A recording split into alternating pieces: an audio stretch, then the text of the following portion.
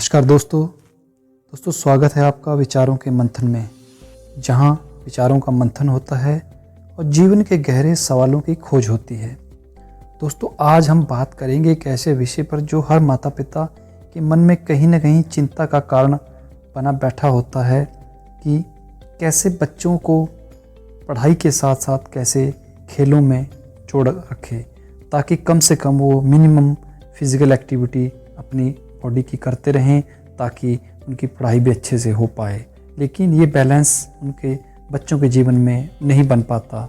अगर बच्चा पढ़ाई कर रहा है तो वो पढ़ाई ही करता रहता है, या अगर वो खेलों में जा रहा है तो सिर्फ खेलों में ही जाता जा रहा है। ये दोस्तों पेरेंट्स की बहुत बड़ी चिंता का कारण बना होता है।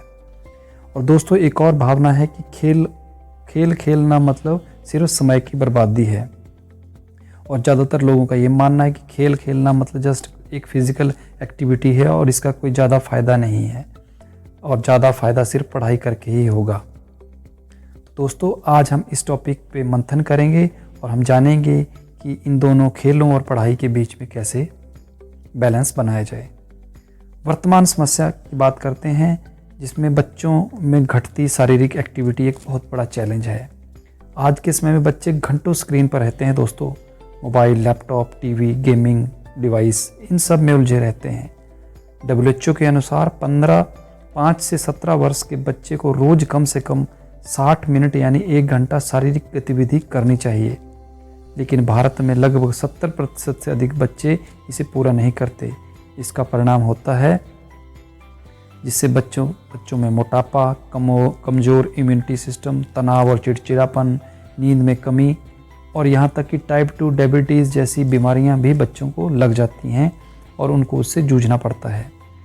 माता पिता पढ़ाई पर तो जोर देते हैं, जो ज़रूरी भी है, लेकिन साथ में उनको बच्चों को खेल खेलने के लिए ग्राउंड ले जाने के लिए प्रेरित करना चाहिए। लेकिन खेलों को नज़रअंदाज करना बच्चों के स्वास्थ्य के लिए खतरनाक साबित होता है और बच्चे ऑलराउंड ग्रोथ से पीछे रह जाते हैं। आइए दोस्तों अब बात करते हैं खेल खेलने के शारीरिक क्या लाभ हो सकते हैं। दोस्तों खेल खेलना सिर्फ दौड़ना या कूदना नहीं है, जो हमें ज़्यादातर लगता है कि ग्राउंड में जाएंगे, उछल कूद करेंगे और ये खेल खेलना हो गया। जी नहीं, यह शरीर को संतुलित, मजबूत और लचीला बनाता है। इससे हृदय का स्वास्थ्य बेहतर होता है, हड्डियाँ और मांसपेशियाँ मजबूत होती हैं, हमारा रक्त संचार सुधरता है, मोटापा नियंत्रित होता है और रोग प्रतिरोधक क्षमता यानी इम्यूनिटी हमारी बढ़ती है। खेल बच्चों को ऊर्जा देता है, जिससे वे पढ़ाई में भी बेहतर प्रदर्शन करते हैं। इसलिए बच्चों को खेल खेलने के लिए प्रोत्साहित करना चाहिए और साथ में पेरेंट्स को भी बच्चों के साथ ग्राउंड में खेलने जाना चाहिए, जिससे उनकी बॉडी एक्टिव होती है, उनकी एनर्जी लेवल बढ़ता है और इससे निश्चित तौर पे उनकी पढ़ाई भी अच्छी होती है। अब दोस्तों बात करते हैं खेल और पढ़ाई के बीच बैलेंस से मानसिक लेवल पे क्या बेनिफिट होते हैं। दोस्तों खेल तनाव को भी कम करता है। जब बच्चा कोई गेम खेलता है तो उसका मस्तिष्क डोपामीन और एंडोर्फिन जैसे हार्मोन रिलीज करता है, जो हमारे जीवन के बिहेवियर, लाइफस्टाइल में खुशी और संतुलन लाते हैं। इस तरह की एक्टिविटी करने से ध्यान केंद्रित करने की क्षमता बढ़ती है, भावनात्मक स्थिरता आती है, अनुशासन और आत्मनियंत्रण विकसित होता है और डिजिटल थकान से भी राहत मिलती है। दोस्तों खेल बच्चों को मनोवैज्ञानिक रूप से मजबूत बनाता है, जिससे वो एक स्ट्रॉन्ग इंडिविजुअल और एक डायनेमिक पर्सनैलिटी बनते हैं, जो अपने देश समाज के लिए तरक्की में अहम रोल आने वाले टाइम में अदा करते हैं। आइए दोस्तों अब बात करते हैं चरित्र निर्माण और खेलों और पढ़ाई के बीच का बैलेंस। दोस्तों पढ़ाई तो एक ऐसा काम है तो हमें करना ही करना है, इसके साथ हम बोल रहे खेलने में भी बैलेंस बनाना है। और जब हम कोई खेल ग्राउंड में जाके खेलते हैं तो उसमें नीचे कही गई बातें बच्चा सीखता है, जैसे टीम वर्क में काम करना कैसे किया जाता है और टीम वर्क क्या होता है। गेम खेलने के साथ बच्चा नेतृत्व करने यानी लीड करने की क्षमता को डेवलप करता है। खेल में अक्सर या तो जीत होती है या हार होती है। हार होने पे उस हार को स्वीकार करना और हारना होता क्या है, ये बच्चा भी गेम खेलते समय ही सीखता है। जैसा हमें पता है हर गेम के रूल्स होते हैं और उन रूल के अंदर ही उस गेम को खेलना होता है, तो बच्चा नियमों का पालन करना भी निश्चित समय किसी एक टाइम पीरियड के लिए सीखता है, जो उसके जीवन में उसे काफ़ी बेनिफिट देता है। दूसरा, हमें पता है जब हम कोई गेम खेलते हैं तो उसमें दूसरे टीम के खिलाड़ी के प्रति सम्मान की भावना भी हमें दिखानी पड़ती है, और वास्तविकता में यही वो गुण है जो जीवन भर बच्चों को काम आता है अगर वो खेल की भावना से खेलते हैं और जीवन में दूसरों के प्रति सम्मान की भावना डेवलप होती है। दोस्तों, ये सभी गुण उन्हें एक अच्छा खिलाड़ी होने के साथ साथ, एक अच्छा स्टूडेंट होने के साथ साथ एक अच्छा इंसान भी बनाते हैं। इसलिए बच्चों को हमें निश्चित तौर पे खेल खिलाने ले जाना चाहिए।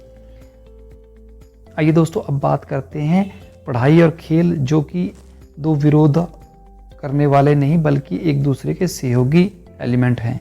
कई बार माता पिता सोचते हैं अगर बच्चा खेल में समय देगा तो पढ़ाई में वो पीछे रह जाएगा, पर रिसर्च ये कहती है दोस्तों कि खेलने वाले बच्चे पढ़ाई भी बेहतर ढंग से करते हैं, अच्छा प्रदर्शन उसमें करते हैं।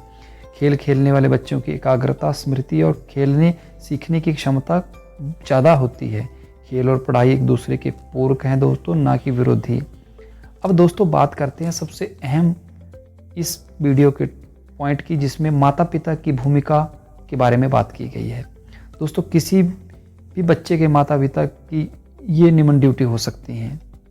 वो बच्चे को स्क्रीन से हटाकर मैदान की ओर ले जाने के लिए प्रेरित करें और कोशिश करें खुद भी उनके साथ जाएं। स्कूल में होने वाली अलग अलग प्रकार की गेम्स एक्टिविटी में बच्चे को पार्टिसिपेट करने के लिए प्रोत्साहित करें, मोटिवेट करें। सप्ताह में कम से कम 3 दिन आउटडोर एक्टिविटी का रूटीन बनाएं, सुनिश्चित करें और बच्चे के साथ खेलने जाएं। खेल को उतना ही महत्व दें जितना आप बच्चे को पढ़ाई के लिए महत्व देते हैं। बच्चों के साथ खुद भी खेलें ताकि बच्चों को प्रेरणा मिले।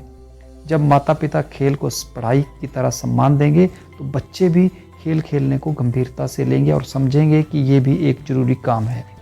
दोस्तों, खेल पढ़ाई के साथ एक जीवन शैली है। खेल कोई शौक नहीं या एक जीवन शैली है, एक तरीका है लाइफ जीने का।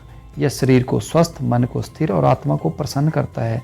तो अगली बार जब आप अपने बच्चे को पढ़ाई के लिए डांटें तो निश्चित तौर पे डांटिए, और अगर वो ग्राउंड नहीं जाता है तो उसे ग्राउंड नहीं जाने के लिए, गेम ना खेलने के लिए भी डांटें।